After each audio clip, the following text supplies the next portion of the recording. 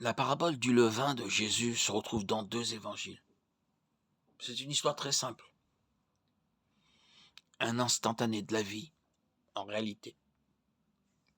Le royaume des cieux est semblable à du levain qu'une femme a pris et mélangé à une grande quantité de farine, jusqu'à ce que la pâte soit complètement levée.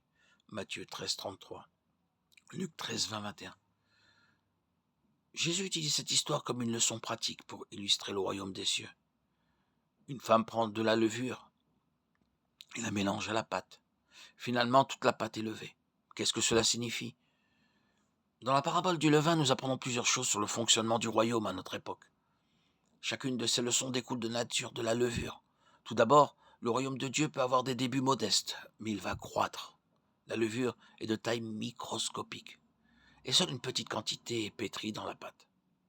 Pourtant, avec le temps, la levure se répandra dans toute la pâte. De la même manière, le royaume de Dieu a commencé avec 12 hommes dans un coin obscur de la Galilée, mais il s'est répandu dans le monde entier. L'évangile progresse. Deuxièmement, le royaume de Dieu exerce son influence de l'intérieur et non de l'extérieur. La levure fait lever la pâte de l'intérieur. Dieu change d'abord le cœur d'une personne et ce changement interne a des manifestations externes. L'influence de l'évangile dans une culture fonctionne de la même manière. Les chrétiens au sein d'une culture agissent comme des agents de changement, transformant lentement cette culture de l'intérieur. Quatrièmement, bien que le royaume de Dieu travaille de manière invisible, son effet est évident pour tous. La levure fait son travail lentement, secrètement et silencieusement, mais personne ne peut nier son effet sur le pain. Il en va de même pour l'œuvre de la grâce dans nos cœurs. Il est important de définir le royaume des cieux. Par cela, Jésus fait référence à son domaine en tant que Messie. À l'époque actuelle, le royaume des cieux est spirituel, existant dans le cœur des croyants. Luc 17, 21. Plus tard, le royaume se manifestera physiquement lorsque le Seigneur Jésus établira son trône sur cette terre. Apocalypse 11, 15. L'effet du royaume de Dieu sera global. Tout comme la levure agit jusqu'à ce que la pâte est complètement levée, le bénéfice ultime du royaume de Dieu sera mondial.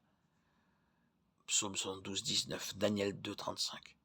La terre sera remplie de la connaissance de la gloire de Dieu, comme le fond de la mer par les eaux qui les couvrent. Habakkuk 2, 14. La nature de la levure est de croître et de changer tout ce qu'elle entre en contact. Lorsque nous acceptons Christ, sa grâce grandit dans nos cœurs et nous transforme de l'intérieur.